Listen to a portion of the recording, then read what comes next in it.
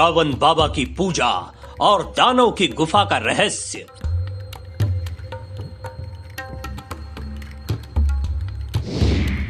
दशानन से मांगते हैं यहां के लोग मन्नतें। रावण हैं इनके भगवान और पूरी करते हैं मुरादें। रावण को बाबा कहकर पुकारते हैं यहां के लोग। रावण के मंदिर के सामने से घूंघट करके निकलती हैं महिलाएं।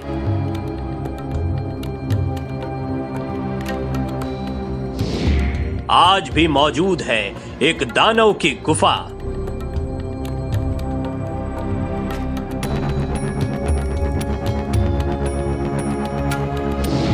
खुद रावण ने दिया था दानव को वरदान। रावण की तलवार का रहस्य भी है मौजूद। मध्य प्रदेश के विदिशा का अनोखा रावण गांव।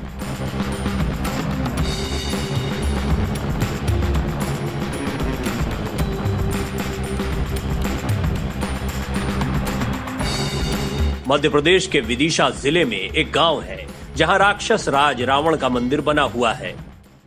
आज हम आपको एक ऐसे गांव में लाए हैं जहां न केवल रावण की पूजा होती है बल्कि रावण की आरती गाई जाती है और जय लंकेश के नारे लगते हैं।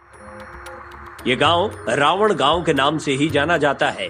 यहाँ रावण की पूजा होती है। यह रावण का मध्य प्रदेश में पहला मंदिर था। मध्य प्रदेश से रावण के जुड़े होने के कुछ और पुख्ता प्रमाण हैं, जिनसे विदिशा के इस गांव की कहानी और पुख्ता लगती है।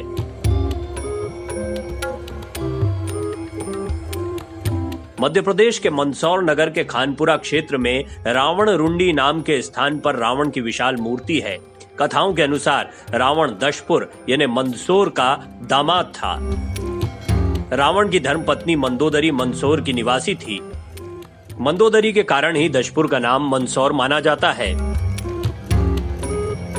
मध्य प्रदेश के ही विदिशा से 40 किलोमीटर दूर एक ऐसा गांव भी है जहां रावण बाबा की पूजा होती है और जय लंकेश का नारा गूंजता रहता है। यहां मौजूद है रावण बाबा का मंदिर।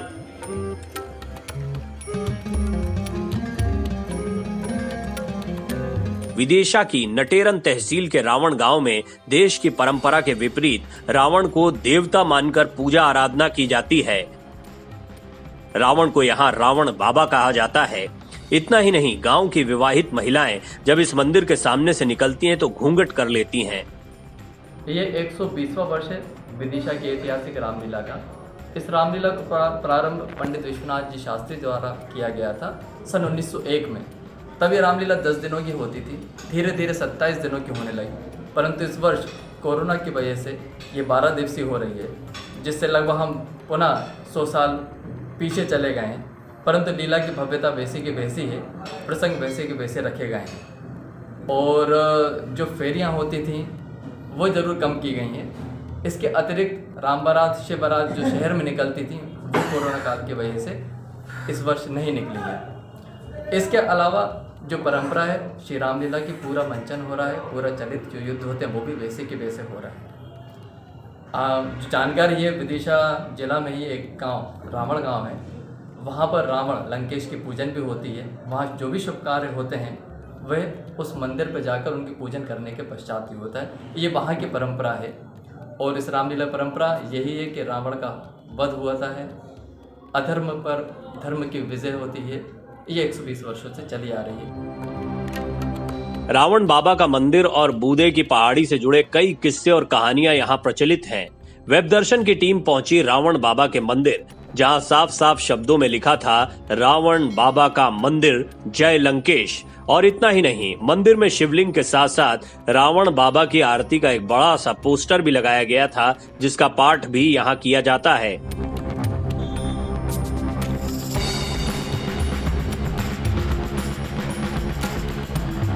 स्थानीय लोग ही नहीं बल्कि यहाँ बाहर से भी लोग दर्शन करने के लिए आते हैं और रावण बाबा की जय जयकार करते हैं।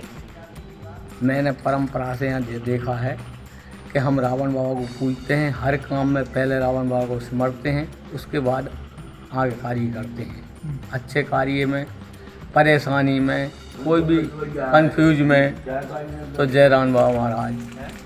हर बात में रावण बाबा महाराज, बुरा ब्याह शादी होगा तो पहले हल्दी तेल चढ़ाएं, रावण बाबा खाएंगे। कोई भी कार्य होगा रामायण बोल देंगे, रामायण कराएंगे। तुम कोई भी शुभ कार्य में, शुभ कार्य में या आप हमारा जो कार्य हो जाएगा तो कथा कराएंगे। सब कार्य ऐसे चलते रहते हैं। रावण बाबा के मंदिर के ठीक सामने बने एक तालाब से जुड़ी एक और कहानी हमें सुनाई गई, जिसमें ये कहा गया कि इस तालाब के बीच में एक तलवार गड़ी हुई है जिसे रावण बाबा की तलवार कहा जाता है। और इस तालाब की मिट्टी में इतना चमत्कार है कि लोग इसे अपने बालों को धोने और चर्म रोगों के लिए ले जाते हैं, जिससे उन्हें लाभ भी मिलता है।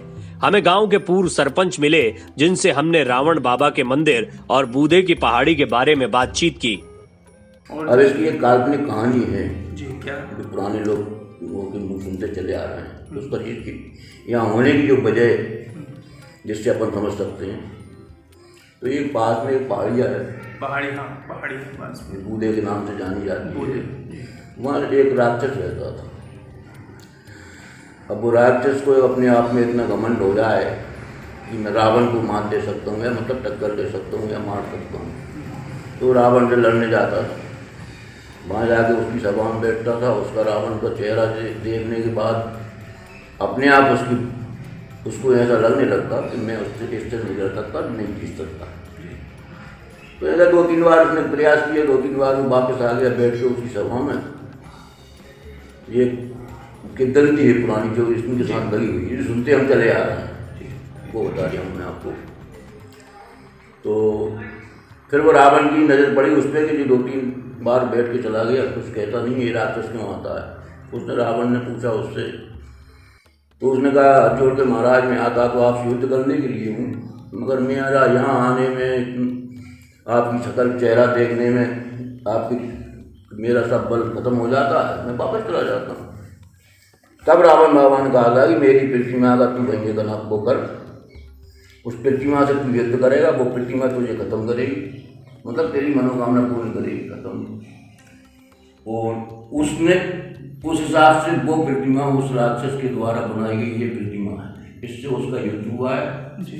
इसी प्रतिमा ने उस राक्षस का अंत किया है, जिसके प्रमाण जो पहाड़िया है वहाँ पे पुरातत्व विभाग वालों भी आए थे, अभी कुछ और मिला है उस पर कुछ। अभी कुछ दिन पहले हम आए थे पुरातत्व विभाग की टीम आई, तो वहाँ भी शायद कुछ पुराने अवशेष मिले हुए हैं।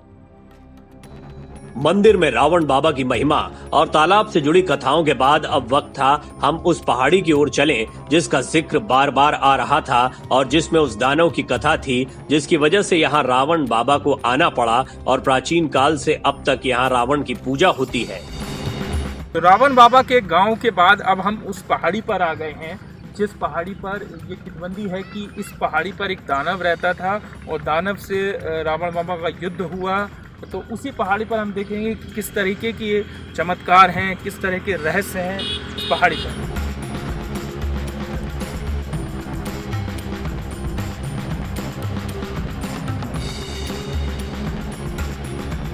पहाड़ी का रास्ता काफी मुश्किल भरा तो नहीं, पर एक अजीब से एहसास से भरा होता है। आपको कुछ समय के लिए एकाकी करता है। पहाड़ी पर चढ़ने के बाद कुछ सीढ़ियां थीं, जिसके बाद हमें सामने की तरफ गुफा दिखाई दी, जिसके बारे में कहा जाता है कि इस गुफा में कई ऐसे रास्ते हैं जिनका छोर अभी तक किसी को नहीं पता। कुछ समय पहले इन्हें बंद कर दिया गया क्योंकि अंदर भयानक विषैले नाग और जानवरों का खतरा है। खैर, हमने गुफा में वहां तक जाने का फैसला किया जहां तक जाया जा सके। वेब दर्शन आपको ले आया है भूदेव की उसी पहाड़ी पर जहां पर कितबंदी है कि दानव इसी पहाड़ी पर रहता था। और देख सकते हैं आप कि किस तरीके से ये गुफा है। हम आपको जहां तक इस गुफा में ले जाएंगे वहां तक जाएंगे। आप देखिए, ये गुफा बहुत ही ठोस पत्थर की, बालू पत्थर की गुफा है और इसमें अंदर जाने का जितना रास्ता है मैं आपको वहां तक जाकर दिखाऊंगा अंदर। और ये देखिए, पूरी गुफा जो है वो जैसे जैसे अंदर की तरफ हम जा रहे हैं तो वो गुफा बहुत ही सकरी गुफा है।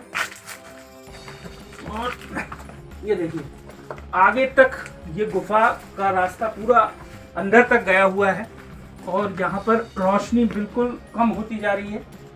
और ये देखिए हाइट भी बहुत ज़्यादा नहीं है, लेकिन यहाँ से मैं आपको दिखाने की कोशिश करूँगा कि ये देखिए इस तरफ की तरफ देखिए, ये यहाँ पर आगे जाके बंद, ये गुफा आगे जाके बंद है, लेकिन ऐसा है कि इस गुफा में कई सारे अंदर रास्ते हैं जो कहीं ना कहीं जाकर खुलते होंगे।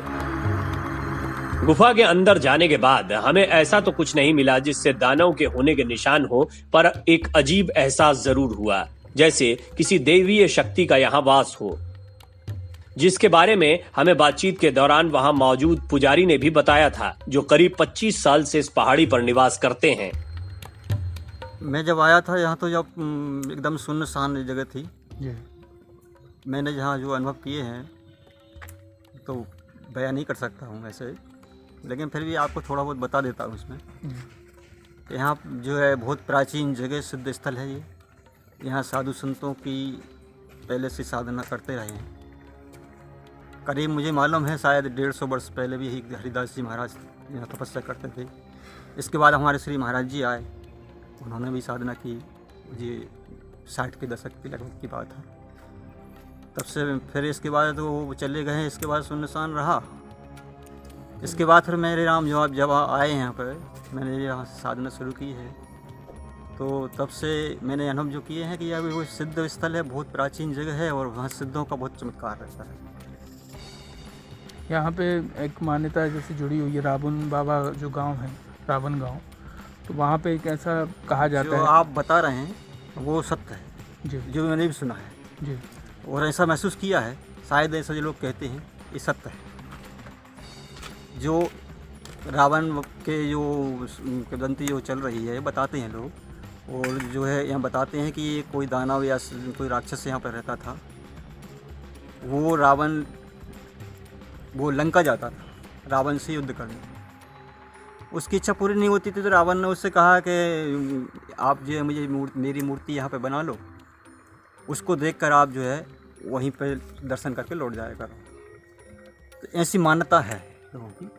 तो उन्होंने यह मूर्ति स्थापित की यहाँ पर रावण की।